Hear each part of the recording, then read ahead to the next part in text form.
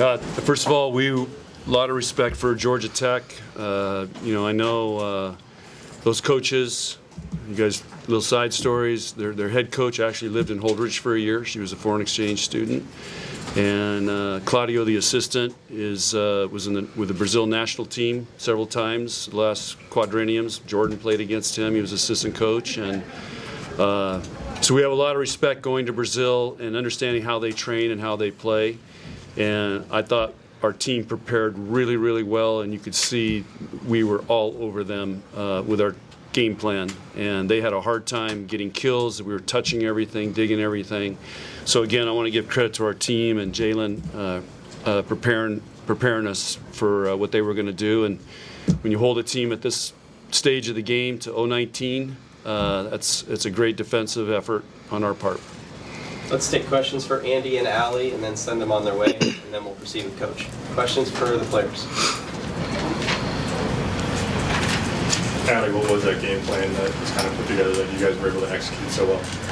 I think obviously we're playing to make it to the Elite Eight, and I think we know our life's on the line. So we go into every match in the tournament just knowing that, and playing Nebraska volleyball is a huge thing for us, and not worrying about who's on the other side of the net, and just playing our game and staying disciplined and really just going for it and playing fearless because we're ready for everything to come. We practice it every day, and I think we put a lot of pressure on the other side of the net today. Allie, how much does it help? I mean, your first run through the front row, you had 4 kills on 5 swings. How much does that help you get into a rhythm and get the flow of the game? Yeah, I think kind of like I said, we're just kind of going for it. So I think when those hit the ground, it was just kind of brought a lot of momentum for our team. And I think for me especially, it just kind of set the tone for the match for myself and the team. And we prepared a lot, and me and Bergen were flowing. So. Andi, what's it like to play defense like that, where initially you're forcing them to hit out, and then in the second set you're blocking them? It's huge, not only for our team, but I think it makes the other team lose momentum. Obviously, as a hitter, it's hard to get blocked, especially after hitting errors and then going for it and just getting stuffed. I mean, it's huge for momentum on our side, and then it just kills your confidence as a hitter. So I think we did a really good job today adjusting, and we had really disciplined blocking, which we really worked on this week at practice. Andi, speaking for those of you who are in your first NCAA tournament, is the second weekend, you feel more comfortable in the second weekend out there than you did going out for the first time last weekend? Yeah, I would say comfortable and confident. I think that the freshmen know that we've worked really, really hard to get to this point, and we're just going to trust our training and use what we've learned and just go out there and dominate. Did you make any adjustments in the block in that second set to kind of be more effective? I wouldn't say in the second set alone. I think I've been working really hard this week on my blocking, especially at practice, just staying more disciplined. It's something that Coach and Jalen and I talked about, and I think it really showed the second set. And then just a huge shout out to my pin hitters because they were setting the block super well, and it's really easy to close when they set it. Allie, that third set there, I think Tor scores ties him with head. He gets stuffed. Bergen keeps it up. Becca sets it up, and Merritt had that big score. I think the rep played. What was that like on the court? What did you see from your vantage point? Yeah, I mean, I think obviously I didn't hit the greatest shot, so it was nice that they were there to cover. And I think we have a lot of crazy plays in practice all the time, and we work on really managing those tough balls. And I think that's what makes our team really special, is we know how to manage and come back even stronger from plays that aren't really working out for us. So I think when that happened, it was just kind of like everyone expected it to hit the floor, but our team doesn't let that happen, and we execute those plays, and it kind of just made the whole bob erupt. So that was really exciting for us. And then Miguel went on like a 4-0 run after that. Just how much confidence did that moment give you guys? Yeah, so much confidence, and I think after that we were like, okay, like we're gonna go on a run here. Like we were all looking each other in the eyes, just being very intense with everything we were doing and being focused. And I think we took every play to heart and just really went for it and didn't let them stop us. And like we said earlier, we were kind of playing really good defense, and I think our block just really helped us a lot this match. Andi, how much fun was that? Playing a midweek match at 1 o'clock with a big crowd and playing the way you guys did. It's super fun, and then the Bob came up. They showed up. They were ready to go, and I know Coach challenged them to be loud, and that's exactly what they did. So it's such a fun environment to play in, and it didn't even matter that we were playing at 1 because everyone was fired up. We were ready to go. Yeah. Final questions for Andi or Allie? Okay. Thank you. Thank you. Good job, Andi. Thanks, Coach. What about me? Just give you a pat on that. Allie, I wanted to ask you, where's your shoes? Yeah. Thank you. All right, questions for Coach? Them hitting 0-1-9, what's the most impressive thing about hearing that number? Well, to me, the most impressive thing is that they followed the game plan. They stayed with it. And again, you get a lot of confidence from preparing well. And you could see it on our team. They were very confident in how we're going to defend these guys and serve them. How do you feel like you handled some of Georgia Tech's? They had some good servers. How do you feel like you handled them?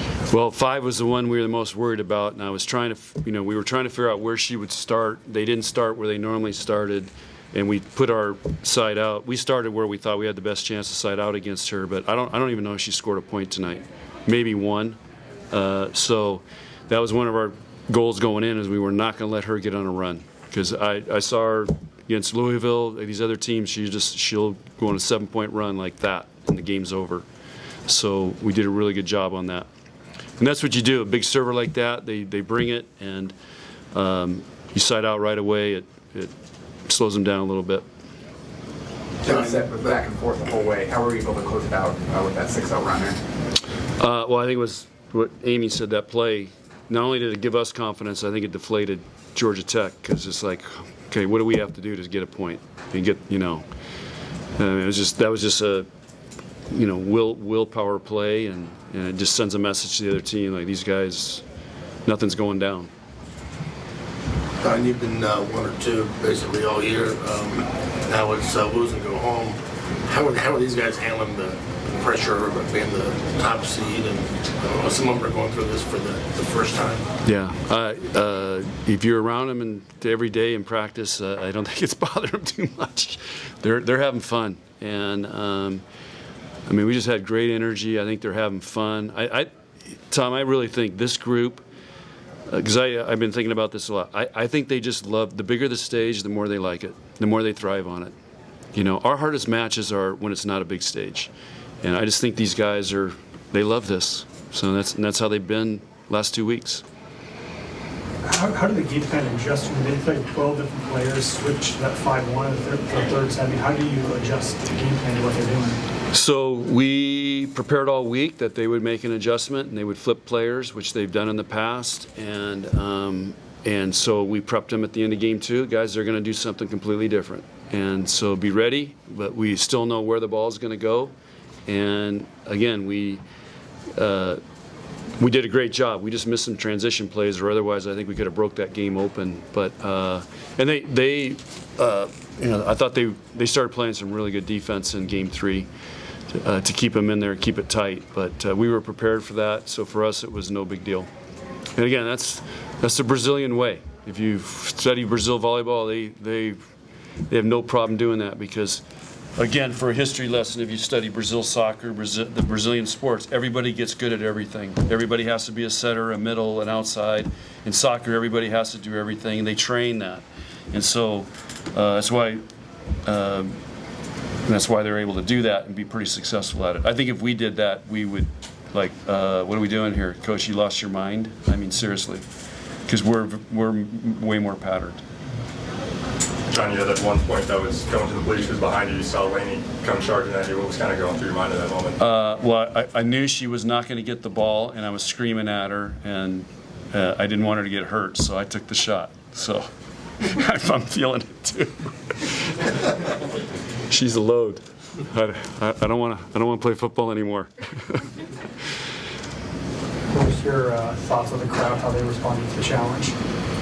Great. The crowd was awesome. Andi complimented them. That was awesome. You could tell right in the beginning they were fired up today, and I think Saturday is going to go another notch. John, did you see this group kind of take it up another level from last week? Yeah, they took it up another level.